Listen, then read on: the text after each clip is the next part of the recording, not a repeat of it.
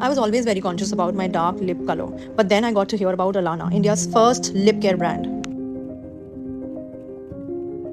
Celebrate hydrated, lightened, and clean lips every day. Press the pump to extract the foam and apply with bristles directly on your lips. The silicone bristles gently remove all the dirt, pollution, grime, leftover food, and also dark lipstick stains. Use the lip brush in a gentle circular motion to exfoliate additional dead skin to prep your lips. The lip brush reaches tricky corners of lips, exfoliates, and increases blood circulation to provide soft, pink, and plump. Step 2. Lip scrub. ALANNA has these 3 amazing flavors of lip scrub. Here I'm using the chocolate one.